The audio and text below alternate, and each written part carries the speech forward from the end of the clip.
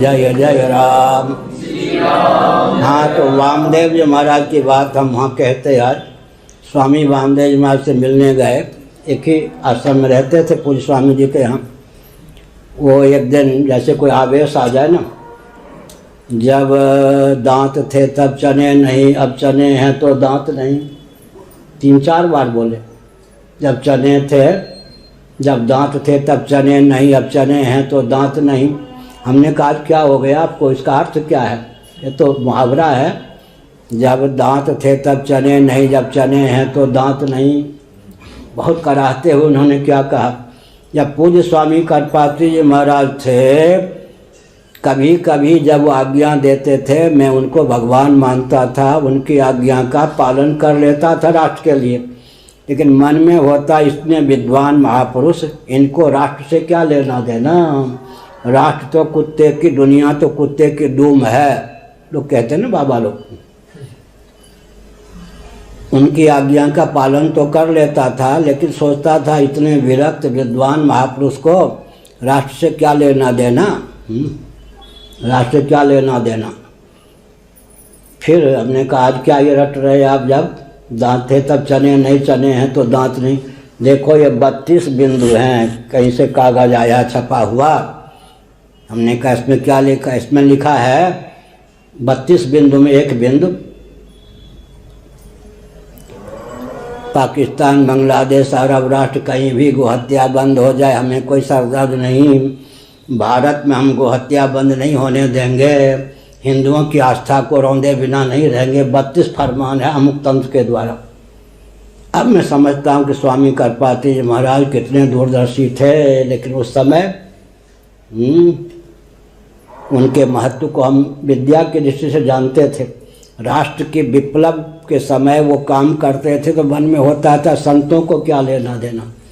अब समझता हूँ कि भारत ही नहीं बचेगा तो संत कहाँ से आएंगे, शिक्षा प्रणाली ही लुप्त हो जाएगी, खान पानी सब विकृत हो जाएंगे। तो इसीलिए हमने संकेत किया कि राष्ट्र को राष्ट्र के रूप में उद्भाषित करने के लिए कम से कम, कल भी मैंने यही वक्तव्य को विराम दिया था, हर हिंदू परिवार से 1 रुपया 1 घंटा रोज निकले, मुझे मत दीजिएगा। मैं कहीं मांगता नहीं, भगवान देते हैं तो कोई भूखा नहीं रहता। और आश्रम में 10 बार कोई घूमे तो भी कहाँ देना चाहिए उसको ढूंढना पड़ता।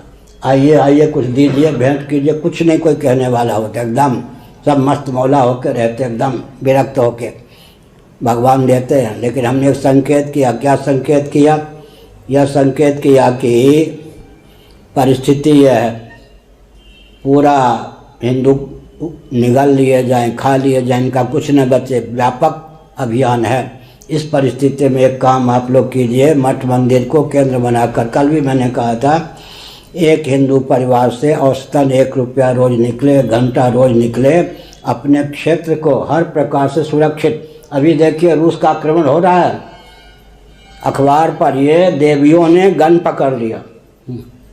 हम अपने देश की स्वाधीनता को नष्ट नहीं होने देंगे, मर जाएंगे, लेकिन पकड़ लिया। चित्र देखा है, स्त्रियों ने फिर गन पकड़ लिया। वो दिन भारत में भी आने वाला है, इसलिए सैन्य प्रशिक्षण हमने 30 साल पहले कहना शुरू किया था, हर हिंदू सेना हो, हर हिंदू सनातनी हो, सैन्य प्रशिक्षण होना चाहिए।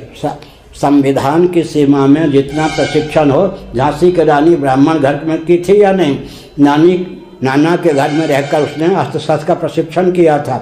इसलिए आजकल आवश्यक है कि हर व्यक्ति को सैन्य प्रशिक्षण प्राप्त हो।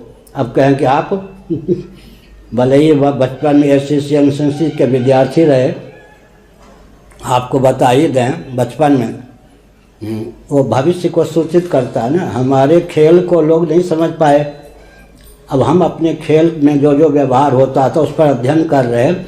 वो जो बच्चे की जो चेष्टा होती है ना, चेष्टा बता देती है भविष्य में क्या होने वाला है।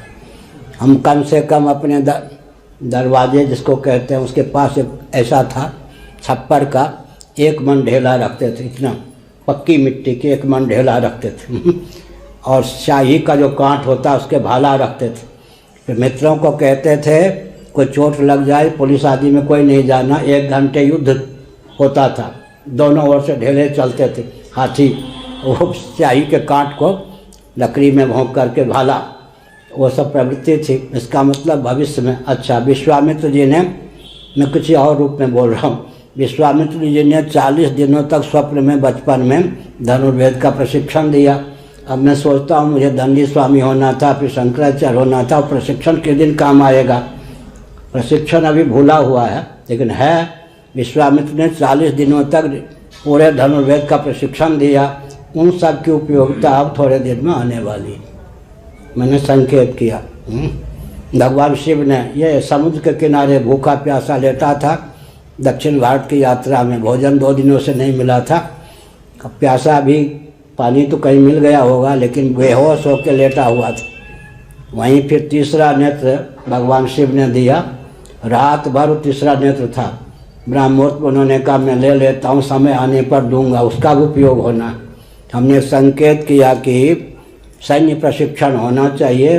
अभी जो आने वाला भविष्य है वो बहुत विचित्र है, इसलिए जो अभी थाम लिया ना रूस के विरोध में, देवियों ने भी अस्त्र शस्त्र, ये नहीं कि उसका प्रयोग आपस में ही करें। पहले मिलिट्री वाले साथी को मार देते हैं, फिर मर जाते हैं स्वयं। अभी आए अखबार में, ऐसा नहीं, लेकिन हमने संकेत किया कि सैन्य प्रशिक्षण अनिवार्य होना चाहिए।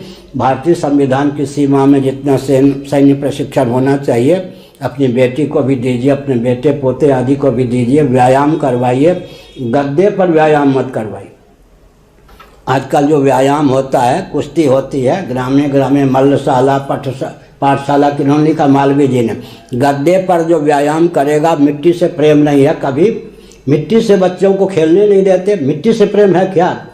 जब आप मिट्टी पर से बच्चों को खेलने नहीं दोगे, पीलिया ना हो जाए। मिट्टी भी अब खेलने योग्य नहीं है। जहाँ गांव में मिट्टी खेलने योग्य है, वहाँ भी मिट्टी से खेलने नहीं देते। वो मिट्टी से खेलने नहीं देते बच्चों को, बच्चे स्वस्थ नहीं रह सकते। और समझ लीजिए कि मिट्टी के भारत की धरती को कभी हो ही नहीं सकती। गद्दे पर जो व्यायाम सीखेगा, वो कभी वो व्यायाम भारत के काम आएगा तो आपस में एक बस रुपया सुनने का काम आएगा। हमने संकेत किया कि सैन्य प्रशिक्षण होना चाहिए, अभी भविष्य में वो काम देगा। अभी रूस ने जो आक्रमण किया है, बर्बाद कर दिया है, उसमें देवियों ने भी अस्त्र शस्त्र धारण कर लिया है। वो दिन भारत के लिए भी नज़दीक है। पहले से सावधान रहने की आवश्यकता है। हर हर महादेव।